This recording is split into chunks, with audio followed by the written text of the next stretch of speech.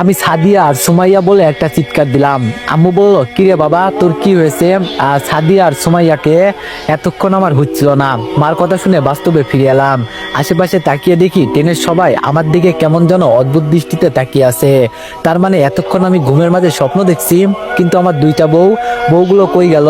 এই কথা মনে হলে বুকটা কেঁপে ওঠে। ভাবি বলল, কিরে ভাই তোর কি হয়েছে আর কি স্বপ্ন দেখছোস? মারিয়া বলল, কি আর দেখবে, জিজ্ঞেস করে দেখো, কোনো মেয়েকে নিয়ে স্বপ্নে পালিয়ে গেছে। ভাবির বোনের কথা শুনলে আমার শরীর জ্বলে যায়। আসলে হয়েছে কি, আমাদের পরিবারের সবাই মিলে মামার বাড়ি থেকে আমাদের বাড়ি যাচ্ছি ট্রেনে করে। তো রাতে একটু ঘুমোতেই এই স্বপ্ন দেখছি। আম্মু বলল, বাবা কোনো খারাপ স্বপ্ন দেখছিস কি? আমি বললাম, আম্মু খুব বাজে স্বপ্ন দেখছি। ভাবি বলল, কিরে ভাই তোর চোখে পানি কেন? আম্মু বলল, বুঝছি বাবা, এখন বল কি খারাপ স্বপ্ন দেখছোস? আমি একে একে আম্মুকে সব বলতে লাগলাম।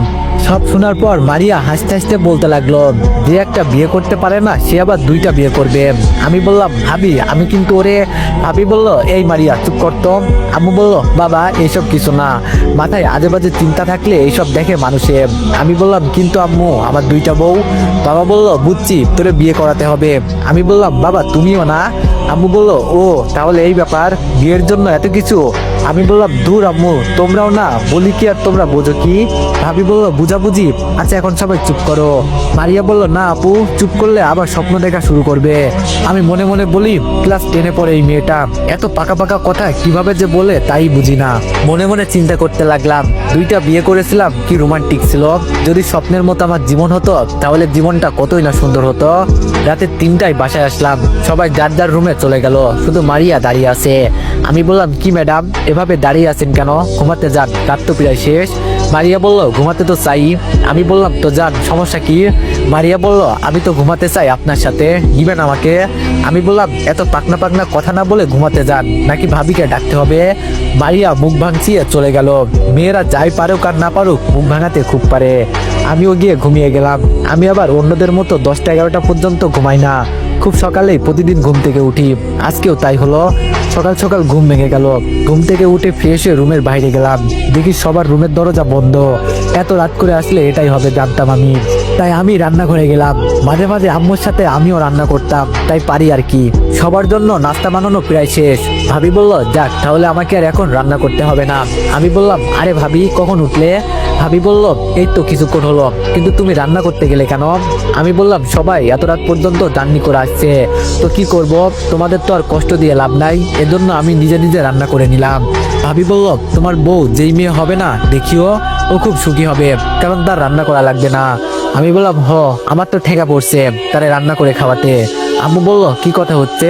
ভাবি বলল, দেখুন আম্মু, আপনার ছেলে আজকে রান্না করছে। আম্মু বলল, খুব ভালো খুব ভালো, মাঝে মাঝে এমন রান্না বান্না শিখবি। আমি বললাম, ধুর এত কথা বলিও না, নাস্তা দাও। আমি টেবিলে গিয়ে বসলাম, খুব ক্ষুধা লাগছে। এ কথা বলে টেবিলে গিয়ে দেখি মারিয়া বসে আছে। মারিয়া বলল, কিরে শালা, তুই নাকি আজকে রান্না করছোস? আমি বললাম, আমি তো শালা লাগি? মারিয়া বলল, আরে এমনি মজা করলাম, বিয়ের সাথে মজা করা যায় না বল? আমি বললাম, আচ্ছা তুই এত বাচাল কেন বলতো?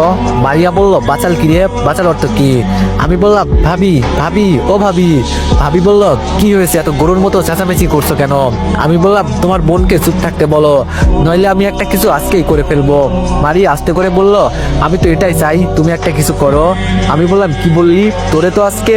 ভাবি বলল, চুপ সবাই চুপ, এখন চুপচাপ সবাই নাস্তা খাও, কোনো কথা হবে না। একটু পরে আব্বু ভাইয়া সবাই আসলো, সবাই মিলে একসাথে নাস্তা করছি। হঠাৎ আব্বু বলল, রাসেলের মা, আমার বড় ভাইয়ের নাম রাসেল। আম্মু বলল, কি হয়েছে? আব্বু বলল, আমার এক ছোটকালের বন্ধু ছিল, অনেকদিন পর তার সাথে দেখা হয়েছে। আম্মু বলল, আমরা আসছি তো রাতে, তুমি আবার কখন তার সাথে দেখা করলাম? আব্বু বলল, আরে যাওয়ার আগের দিন। আম্মু বলল, তো কি হয়েছে? আব্বু বলল, তার নাকি একটা মেয়ে আছে, মেয়েটা খুব সুন্দর। আব্বুর কথা শুনে আম্মু আব্বুর দিকে বড় বড় চোখ করে তাকিয়ে আছে। আব্বু বলল, এভাবে তাকিয়ে আছো কেন? আম্মু বলল, তুমি কি তার মেয়েকে দেখতে গেছিলা? আব্বু বলল, আমার ছেলের কথাও বলছে একদিন সময় করে দেখতে আসিও, যদি তুমি চাও তাহলে আজকে আমরা যাই, কি বলো? আর মেয়েটা অনেক সুন্দর, তোমার পছন্দ হবে। আব্বুর কথা শুনে আমি সেই লেভেলের খুশি, বিয়েতে কত মজা। আহা, আমার একটা সুন্দর বউ হবে, তাকে নিয়ে সারাদিন ঘুরবো। আবার শীতের দিনও আসতেছে, কোলবালিশ হয়ে যাবে, আর ঠান্ডা লাগবে না। আহা কি শান্তি, আকাশে বাতাসে। আম্মু বলল, দেখলে তো কোনো সমস্যা নেই, আচ্ছা বলে দিও আজকে বিকালে যাব। ভাবি বলল, কি আমার ভাইকে আজকে দেখি খুব খুশি খুশি লাগছে। আমি তো লজ্জায় কথা বলতেও পারছি না, কোনো রকম নাস্তা খেয়ে রুমে চলে আসলাম। একটু পর দেখি মারিয়াও আমার রুমে আসলো। আমি বললাম, কিরে মারিয়া, কিছু বলবি? মারিয়া বলল, সত্যি তুই বিয়ে করবি? আমি বললাম, বস এখানে, তোরে কয়েকটা কথা বলি। মারিয়া আমার থেকে একটু দূরে গিয়ে বসলো। আমি বললাম, আসলে কি জানিস, তোর যে বয়সটা, এই বয়সে একজন আরেকজনের প্রতি আকর্ষণ হয়, শুধু এই পর্যন্ত। এই বয়সে যেই ভালোবাসা হয় সেটাই হলো আবেগ। আবেগের ভালোবাসা বেশি দিন থাকে না, এটা জানিস। আর তোর আমার প্রতি যেই ভালোবাসা আছে সেটাও হলো আবেগ। এই বয়সে এইসব হবেই, এটাই স্বাভাবিক। সব চিন্তা ভাবনা বাদ দিয়ে ভালোভাবে পড়াশোনা কর, তাহলে সামনে বড় কিছু করতে পারবি। মারিয়া বলল, কিন্তু আমি যে তোরে। আমি বললাম, আমি কোনো কিছু শুনতে চাই না। আর আমাকে তুই তো বিশ্বাস করিস, তুই তো আমার বন্ধুর মতো, কোনো চিন্তা করিস না। তোর জন্য আমি নিজে খুব সুন্দর জামাই খুঁজে দিব। এখন বল, তুই খুশি তো? মারিয়া কোনো কথা বলছে না। আমি বললাম, এখন রুমে গিয়ে সুন্দর করে সাজুগুজু করে নে, সব ছেলেদের পাগল করে ফেলবি। মারিয়া বলল, কুত্তা বিলাই, আমাকে বলতে বলতে চলে গেল। আসলে আমি জানতাম মারিয়ার ব্যবহার বেশি ভালো না, তাই ও বলার আগেই আমি সব বুঝিয়ে দিলাম। ভাবি বলল, দীপু। আমি বললাম, আরে ভাবি, আসেন আসেন, বসেন এখানে। ভাবি বলল, তোমাকে অনেক অনেক ধন্যবাদ। আমি বললাম, ও মা, কেন গো ভাবি? ভাবি বলল, আমার বোনকে সুন্দর করে বোঝানোর জন্য। এই রে, ভাবি দেখি সব শুনে ফেলেছে। আমি বললাম, আসলে হয়েছে কি? ভাবি বলল, বলতে হবে না, আসলে ও তো ছোট মানুষ, এজন্য এত কিছু বোঝে না। আমি বললাম, আরে ভাবি, আবেগ মানুষকে বাচ্চার দেখায়, জানো না তুমি? বলে হাসতে লাগলাম। ভাবি বলল, আসলে তুমি ছেলেটা অনেক ভালো। আমি বললাম, তোমার ভাই তো ভালো হবেই। ভাইয়া বলল, দীপু, কি কথা হচ্ছে তোর ভাবির সাথে? আমি বললাম, আরে ভাইয়া তুমি আসো আসো। ভাইয়া বলল, এই বিয়ে করতে তুই রাজি তো? ভাবি বলল, রাজি মানে? ও তো এখনই বিয়ে করতে চাই। আমি বললাম, ভাবি তুমিও না? আচ্ছা, বিকালে রেডি থাকিস। আমি বললাম, আচ্ছা ভাইয়া। একটু পর রেডি হয়ে মারিয়াকে নিয়ে মার্কেটের উদ্দেশ্যে রওনা দিলাম।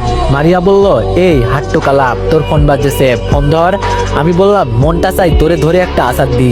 মারিয়া বলল, দে দে, আমার আচার আমার খুব ভালো লাগে। আমি বললাম, দেখ, রাস্তাঘাটে আমার রাগ তুলবি না।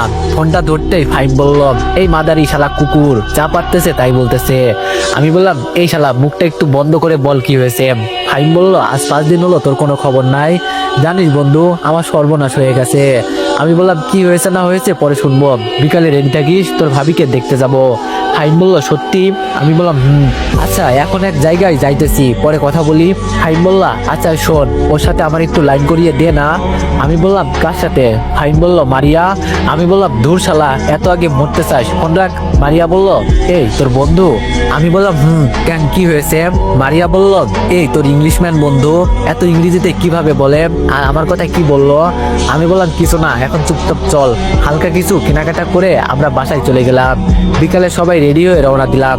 বাবা, এখানে একটু মাইক্রোটা রাখো তো। আব্বু বলল, কেন? আমি বললাম, আরে আমার বন্ধু যাবে। ফাইম বলল, বন্ধু আমি এসে গেছি। আমি দরজা খুলে বললাম, ফোট। ফাইম উঠতে আমার পাশে না বসে মারিয়ার পাশে বসলো। মনে মনে বললাম, লুচ্চা শালা, মেয়ে দেখলে লুচ্চামি করতে মন চাই। আব্বু বলল, আমরা এসে গেছি। সবাই নেমে দাঁড়িয়ে আছি। আম্মু বলল, এত সুন্দর বাসা, ওয়াও কি সুন্দর। আমি বললাম, আম্মু তোমার পছন্দ হয়েছে? আম্মু বলল, খুব পছন্দ হয়েছে।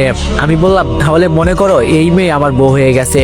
ভাবি বলল, চুপ কর সবাই। বাসার ভিতরে গিয়ে বসলাম। আব্বু আর আব্বুর বন্ধু মিলে কি জানো কথাবার্তা বলছে। সবাই মিলে কথাবার্তা শেষ করে ভাবি বলল, কই মেয়েকে নিয়ে আসুন, আমরা দেখি।